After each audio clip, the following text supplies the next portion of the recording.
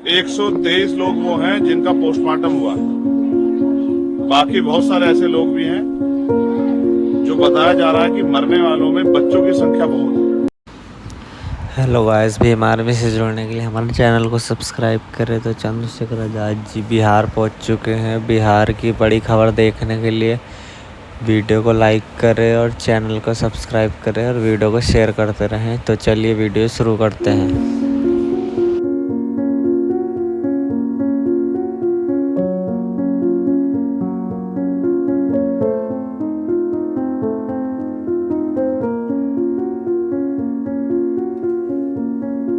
कितने लोगों की जान गई?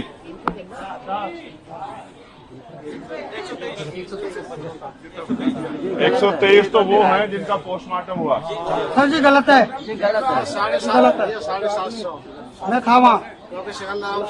तुम तो वहाँ बाबा का आशीर्वाद लेने गए? नहीं सर, मैं बाबा का आशीर्वाद और क्या? कभी नहीं गया। कोई कहते मेरे गांव के लोग हैं, मैं कभी नहीं गया। गए नहीं? चुप हो जाओ।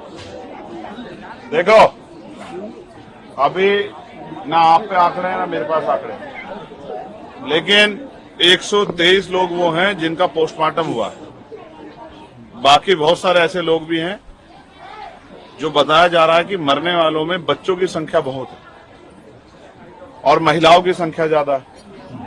तो जो लोग बिना पोस्टमार्टम कराए अपनी बॉडी को, अपने पार्थिव शरीर को ले गए, ऐसे बहुत सारे लोग। मैं सुबह से कह रहा हूं कि भाई गलती किसकी है, किसकी है, सवाल मेरे सामने आ रहा है। तो मैं सच बोलने की हिम्मत रखता हूं। गलती एडमिनिस्ट्रेशन की है, ये सच। अगर व्यवस्था अच्छी की गई होती तो शायद इस घटना को, इतनी बड़ी घटना को अंजाम नहीं दिया जा सकता, या ये घटना नहीं होती। अगर व्यवस्था सही होती, बड़े अधिकारियों ने, पुलिस के अधिकारियों की, कर्मचारियों की ड्यूटी उस प्रकार से लगाई होती और उनकी संख्या पर्याप्त होती। 80,000 लोगों की परमिशन पे और 100 लोग अगर ड्यूटी करेंगे, एक आदमी अगर 800 आदमियों की जिम्मेदारी उठाएगा तो कहां संभव है? ये सच है। गलती पुलिस के अधिकारियों से भी हुई है, बिल्कुल सच है। लेकिन सच ये भी है कि सरकार ने भी लापरवाही बरती है, ये भी एक कड़वा सच। क्योंकि सरकार इस बात को जानती है कि कौन लोग वहां ज्यादा संख्या में जा रहे हैं और उनके जीने और मरने से कोई फर्क किसी को पड़ता नहीं। लेकिन गलती हमारी भी है, मैं इस बात को स्वीकार करता हूं। गलती हमारी, हमसे बड़े पुराने नेताओं की, हमारे आंदोलन की गलती है कि हम लोग अपने निकम्मे समाज को समझाने में कामयाब नहीं हो पा रहे। बाबा साहब का इतना बड़ा स्टैचू लगाते हो, घरों में बाबा साहब की तस्वीर लगाते हो, घरों के बाहर बाबा साहब के पोस्टर लगाते हो, इतने बड़े बड़े बैनर लगा रखे हैं मैंने देखे इस बस्ती में, और फिर भी इन नकली बाबाओं के पास जाते हो।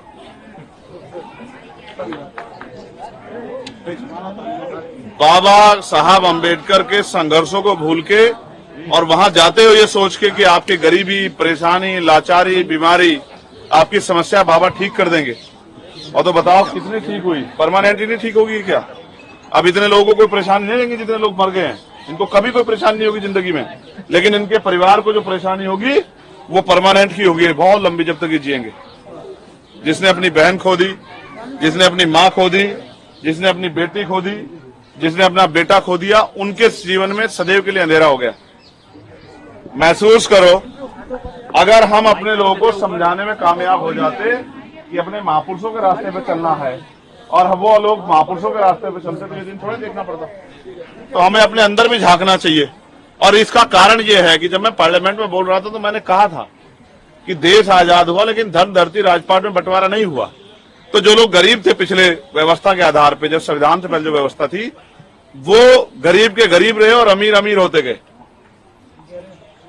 अब उन गरीबों को अपने पैरों पे खड़ा होने के लिए तमाम तरह के संघर्ष करने पड़ रहे हैं और ये लोकतांत्रिक जिम्मेदारी थी कि हर व्यक्ति को सुख सुविधा और सम्मान मिले।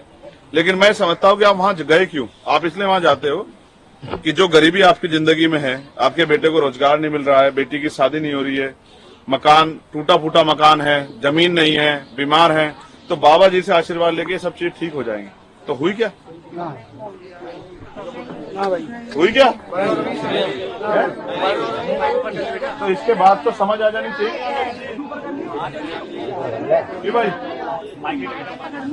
अगर इसके बाद भी समझ नहीं आ रही है तो फिर भाई आप अपनी मौत के जिम्मेदार खुद ही होंगे। फिर किसी को क्या कोसना, किसी को क्या बुरा कहना। वो अलग है कि सरकार ने आपकी जान की कीमत 4 लाख रुपए लगाई, 2 लाख रुपए स्टेट सरकार ने और 2 लाख रुपए सेंटर की सरकार ने। उनको लगता है कि आपके जीवन की कीमत 4 लाख रुपए, जबकि सत्य नहीं। मेरा ये मानना है कि कम से कम 25-25 लाख रुपए का मुआवजा सरकार को देना चाहिए। देना चाहिए। क्योंकि जो व्यक्ति पाल पोस के इसको बड़ा किया गया है और जिसके ऊपर परिवार की जिम्मेदारी टिकी है या जिससे परिवार जुड़ा हुआ है, जब वो नहीं रहा तो उसकी कमी तो कैसे पूरी नहीं हो सकती। लेकिन सरकार, मुख्यमंत्री आए थे, मुझे लगा था उनके आंसू पूछेंगे, लेकिन मुख्यमंत्री जब आके यहाँ पता लगा कि ये कौन लोग हैं जिनके साथ इतना जुल्म हुआ है, तो मुख्यमंत्री सोचा होगा इनकी जिम्मेदारी मेरे सर नहीं, इनकी जिम्मेदारी तो चंद्रशेखर आजाद को उठानी है। तो वो क्यों उनकी मदद करे, तो 2-2 लाख रुपए देके टाल के चले गए। ये है आपकी जिंदगी का सच। मैं आपसे हाथ जोड़ के कह रहा हूं, अंधविश्वास पाखंडवाद में मत पड़ो, अपने बच्चों को पढ़ाओ। वो अलग बात है कि सरकार ने रोजगार के सारे साधन खत्म कर दिए, पढ़े लिखे नौजवान बेरोजगार घूम रहे हैं। भर्ती आती है, भर्ती बाद में आती है, पहले पेपर लीक हो जाता है और जो भर्ती आ जाती है उसमें 69,000 शिक्षक भर्ती में घोटाले हो जाते हैं। लेकिन फिर भी हम पे ये रास्ता नहीं है। ये रास्ता तो हम पे इतने साल हम जुर्म सहते रहे, सदियों, तब सब लोगों ने होते, किसने हमारी बात नहीं सुनी।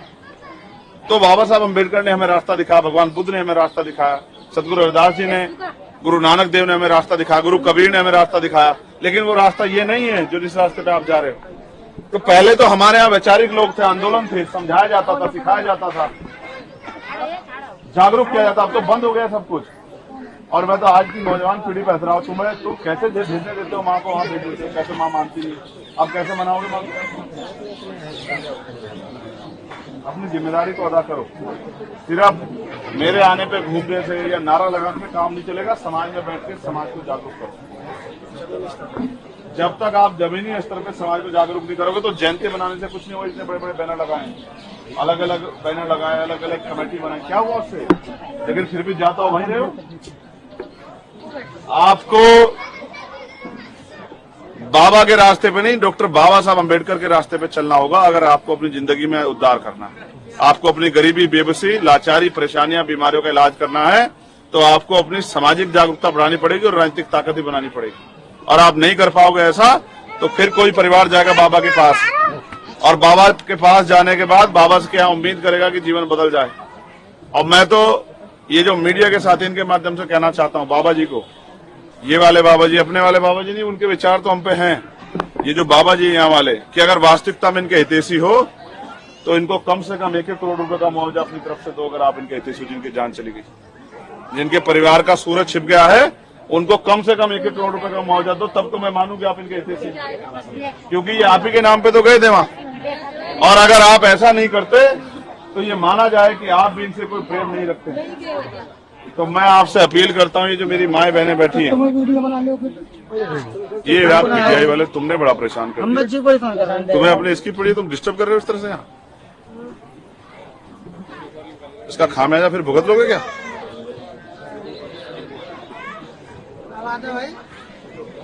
मैं आपसे हाथ जोड़ के कह रहा हूँ, अपने बच्चों को शिक्षा के रास्ते पे लेके चलो और इस अंधविश्वास पाखंडवाद से बाहर निकलो।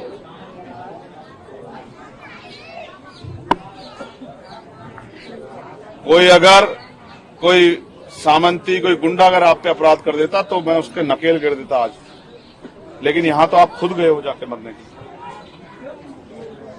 अगर कोई गुंडा, बदमाश, सामंती इस तरह की हिम्मत जुटाता तो आज उसको आज ही नकेल गिर देता, उसको बताता कैसे हिम्मत जुटाई जाती है। लेकिन अब इसमें क्या कहूं, किसको पकड़ूं, किससे जवाब मांगू? इतने लोगों की जान क्या मेरे लोगों की जान की कोई वैल्यू नहीं है? कितने लोग चले गए हैं? एक जानवर मरता है तो भी बवाल हो जाता है, इतने लोग मरे हैं, किसी को फर्क नहीं पड़ रहा है। मैं आपसे तो अपील कर सकता हूं, ये नौजवान साथी खड़े हैं, कि कम से कम एक बार ऐसी जगह जाने से पहले एक बार इनकी तरफ भी देखा करो।